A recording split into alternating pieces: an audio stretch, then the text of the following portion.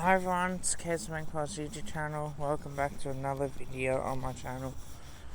Today I'm going to be recapping the round 6 games of footy. Now, first one we had Giants vs Western Bulldogs. Round 1, the first game on Friday night. Now, could the Giants win 4-0 or can the Bulldogs continue on their winning ways?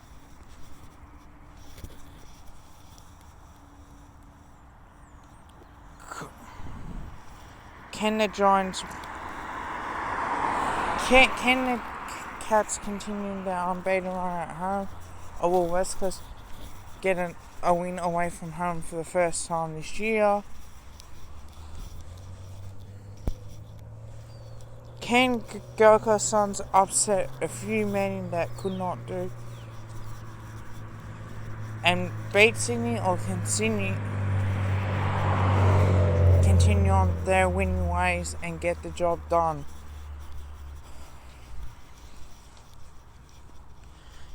Can Carlton step up and actually win against a top 8 team or top 4 team last year against Brisbane?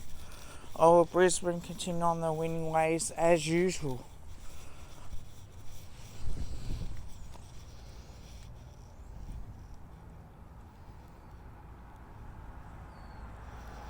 Can Melbourne defeat the reigning premiers and continue on their hot streak without a loss? Or will Richmond come out hard against Melbourne? Can Fremantle beat North Melbourne? Or can North Melbourne get their first win? Now, can the Hawks upset the Crows in Tasmania? Or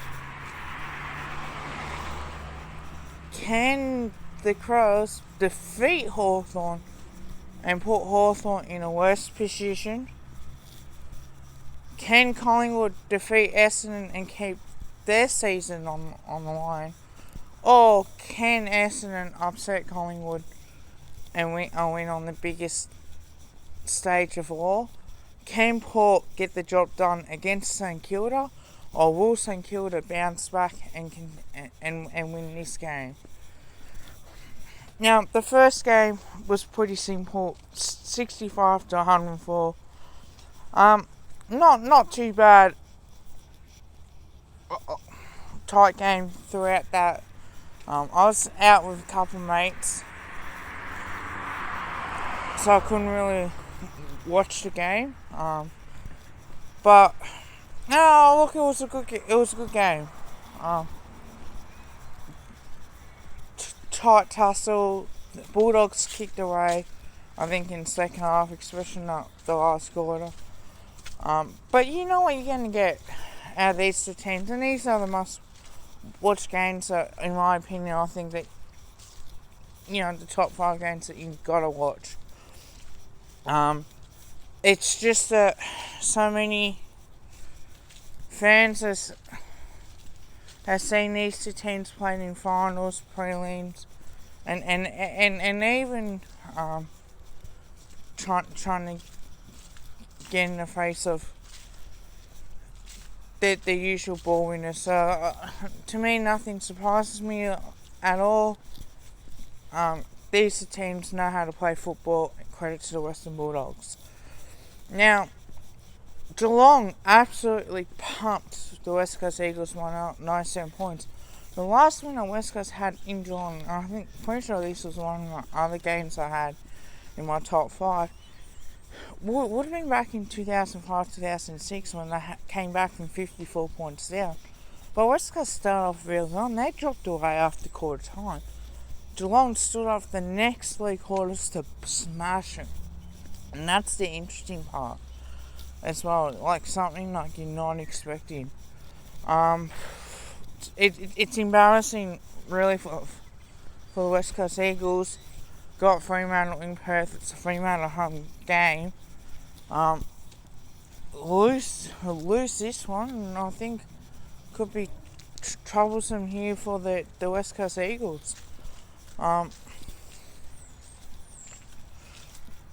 Definitely, it's a type of game that, to be honest, it was a real hard, a real bad game. Now, Carlton were under the pump coming, and therefore their performance wasn't too bad, going down by 18 points. 136-39. Then, Gold Coast Suns winning by 40 points against the Swans. Now, disappointing game for Sydney. Had to win this game. Didn't bother probably showing up. Gold Coast Suns looked in control throughout the whole game. 100-60, not a bad win at all for the Suns. But it just shows you the lack of effort that we do see between these two teams. Carlton and Brisbane, now that was a really interesting game. Second quarter hurt Carlton. Wasn't as bad of a game that they played, but having said that, the first quarter and that Carlton really fought hard the challenge and they got the result. But realistically, Carlton still can't play 4 quarters. Although they did lose, and it's probably not as bad as what it is. Or maybe it might be because they expected better. I know this week against Essendon, I'm sure the Carlton fans, Carlton YouTubers want something good that comes out of the game, and I'll go through my tips when I do. But other than that, I think it's going to be interesting. 85-103. Now Fremantle played really well in this game, nearly scoring 100 points. They played really good football, shirts on heart, and this was in front of no crowds. And North Melbourne will have to quarantine for 14 days due to the Perth lockdown and all the rest. But other than that, 99, I think it was to 46. I think that really shows something, in my opinion, of that as much as possible. Now, Hawthorn versus Adelaide. Adelaide were 32 points up during that game, and Hawthorn came back from nowhere to win 102-99. Controversial sub, guarding Tom Lynch. To be honest,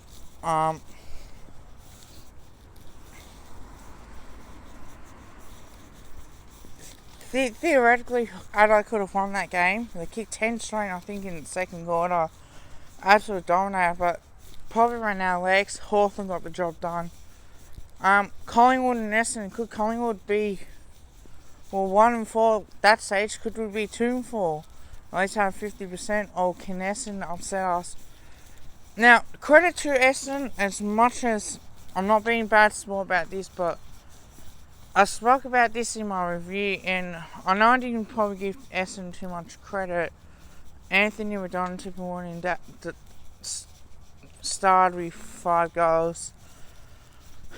Darcy Parish 42 disposals, and he's been in the midfield the last couple of weeks due to the injuries that to Dylan Shields towards these other young players that probably playing full-time midfield more than he was. I did not like the Guernsey clashes at all. I'll talk about that in a separate video. But other than that, I think as much as that was a bad Guernsey clash, I could not tell whether or not both teams turned the ball over like a fair bit out of that game. I don't know if it was due to maybe the Guernseys or whatnot. Like, it's very hard to tell with that. I know the second time we'll play Essendon, we would be wearing our Clash Guernsey, and I think it's wrong that we're made to wear the Clash Guernsey against these teams, but yet they don't like wearing it against us. I'll talk that at full length on that issue in a separate video from that. But other than that, credit to Essendon. 109-84. Isaac Crane I thought was really good for the Pies. Probably should have been on Anthony Madonna-Tipungwuti from the start. Wrong option to put Jack Madgen on him.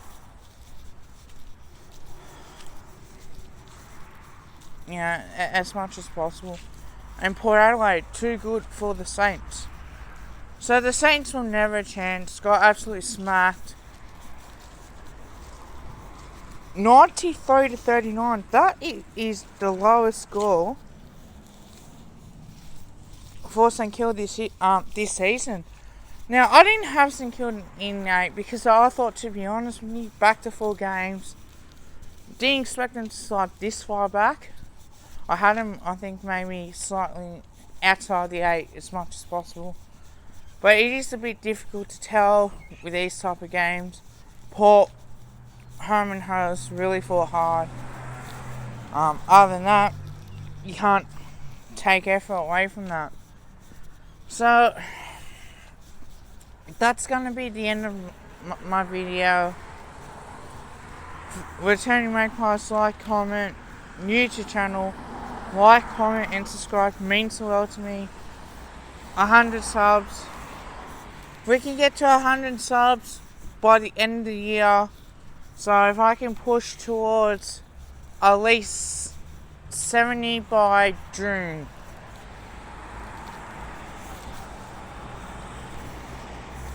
Means the world to me. Till then, love yous all. I'll see you back with another video shortly. Bye.